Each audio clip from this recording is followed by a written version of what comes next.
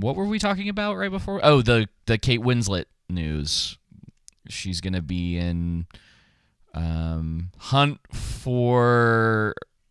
I was trying to think of a good joke, but I am not as sharp today as I feel like I usually am.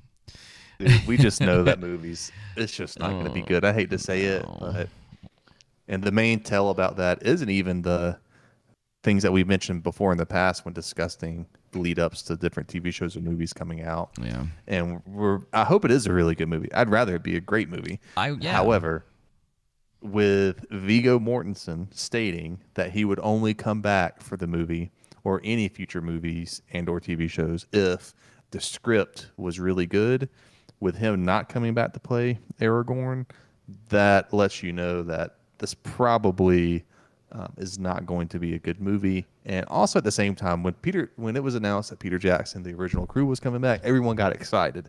And then it was a huge letdown when they said, we're going to do the Hunt for Gollum. Yeah. I understand that they don't want to embark on a new trilogy right away. However, there's certainly more interesting adaptations from The Lord of the Rings and The Hobbit they could do than a Hunt for Gollum movie. It's just not that. It's like I don't even think there's a full page dedicated to it. Well, no, there is. There's a few pages dedicated to it, but it's the fact that they got to adapt that into a movie, and you say it's probably going to be knowing them 2.5 hours, right? If they're going to continue on the trajectory of the previous, and so there's going to be a lot of filler and color around it, which, with it being that team, could potentially serve them well in a certain regard. But it's going to be more filler content than when they made the Lord of the Rings movies, when they were trying to pick what not to keep, versus with the Hobbit movies, they're like, what do we need to put in? Now, I know that was a bit of a different situation with the Hobbit movies because of how Warner Brothers was at the time. Guillermo del Toro was supposed to be the one that's directing it and leading it, and then at the last minute he left, and Peter Jackson got thrusted and into it, yada yada yada. Yeah, but still. Hello, Jenna. It's not very hopeful right now for that movie. No, and I hate to say it because I want it to be an amazing movie. Yeah, I want it to. But I think it's more likely it turns out to be like The Hobbit than it does like The Lord of the Rings. I agree. Sorry, I pulled up an article. I was trying to do this on the fly, and I think I've caused some boo-boos. Hooray for doing it live. Hooray, hooray, hooray. That's what you do, man. But we're talking about the Rings of Power tonight. We are. And God of War. Are we going to be... And Scream 7. And I'm assuming that Warhammer's still being made.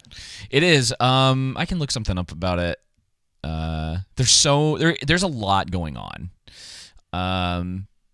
But yeah, Kate Winslet will join Andy Serkis' Middle-earth epic, The Lord of the Rings: The Hunt for Gollum, in what has been described to Deadline by sources as the female lead, basically. So she'll be the female lead, whatever that means. But you said you think it'll be her Gollum's grandmother? Yeah, I think that's probably what they go with. I just don't even understand why there would even be a female lead in the Lord of the Rings: The Hunt for Gollum movie, outside of, unless it happens to be his grandmother. They're showing like Smeagol and his time growing up, and his like what led all the events that led to him being kicked out of the stores. I might have missed it if you said this, but that sounds incredibly boring. Yeah, it's not something I would think would be entertaining enough to adapt an entire movie around. This lore. Now, if it's a short segment, like if she was just in it in a supporting role, it would be okay. It's some type of short segment. But she's in a leading role, man. Like they need to get out of Gollum because he's a great, interesting character. But like, as I said, just not interesting enough to build an entire movie around them. So there's two things. It's got to be. I don't mean to be derogatory towards boomers. I don't. I've gotten to where I hate using that term. How dare you? Yeah, it's played out. It is. But I'll say this with Peter Jackson. He has the old school mentality of like with the Hobbit movies. He thought the orcs, if I remember correctly, looked better in the Hobbit. I could be entirely wrong, but if I remember correctly, he thought the orcs looked better in the Hobbit trilogy than they did in the original trilogy because what was his reasoning that CGI could show the hardness or it took away the humanity from the orcs. That's what it was. But I think that comes from him being part of the older generation where they didn't grow up with CGI, right? And the effects. And so kind of came into it. Whereas with our generation, we were still kind of on that outside. Like, yeah, there were effects, but still a lot of practical effects going on. And then we were part of that age coming up with CGI. And so we can tell better what looks more authentic versus what looks just like computerized. Looks cheap or just takes you out. Yeah, that's disjointed. It's the biggest, and this is really disappointing coming from him because, and again, I think. Okay, so let me backtrack just for a second. So something that I've noticed over the years as I've seen directors that I've really liked in their heyday kind of start to fall away as they've gotten older or their ideas about things have changed. And I would say a lot of the time for the worst. Ridley Scott, kind of Peter Jackson. Kevin Smith was nailing those like early 90s young adult and like the feeling of that generation. And like I was younger than that, but like a lot of those movies when I first was able, like when I turned like 17 or whatever, and I was like, sweet, I can watch like every R-rated movie that's ever existed. I like rented a bunch of his movies, was watching a bunch of that stuff. And like as he got older, he moved away from a lot of that. And someone would probably know better than me. I think he had an explanation for it, or I remember hearing something about that at some point, that there was a reason for it. Like I can't remember if it was because he had a heart attack or something for him changed, and he started making these really obscure, just kind of terrible movies. Like they're very, like there are people who like them. It's definitely a lot more niche than what he used to do. But he sort of just like, it felt like he lost his way. And it, even Edgar Wright recently, he did The Running Man last year, which felt like a hired gun movie. Like it didn't really feel like his work.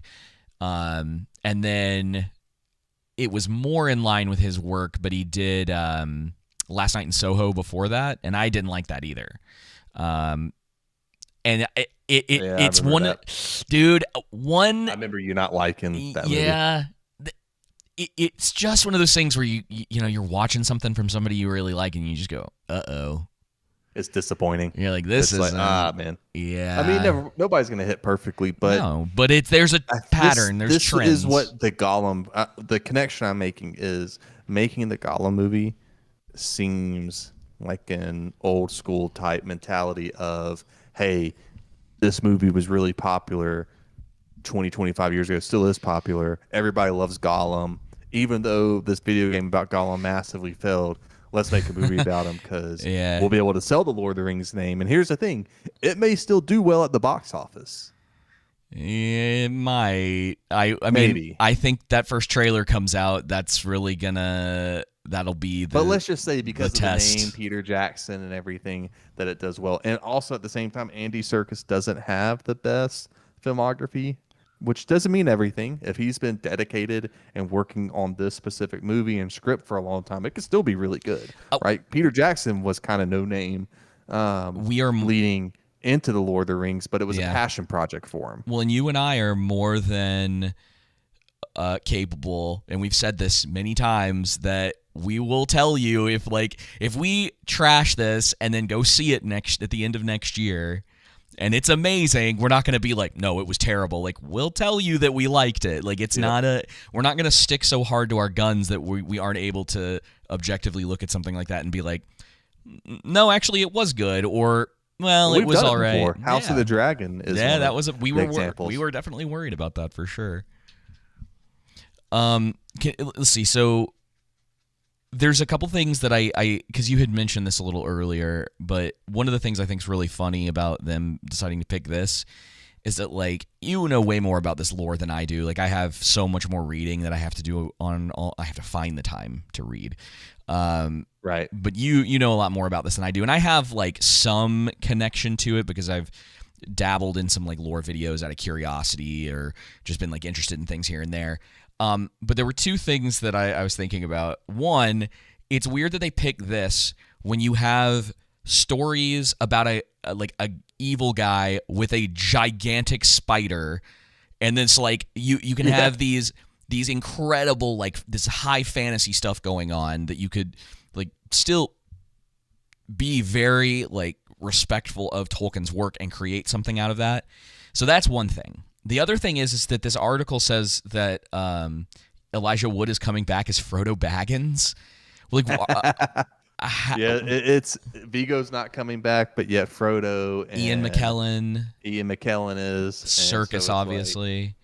It's like, guys, you can't have half the cast, and it's gonna be weird. Not have the other half. Because it's a little weird. You're trying to pull those member berries, but it's not going to work, in my opinion. Now, maybe I'm wrong. They tried it in The Hobbit already, and it doesn't work very well.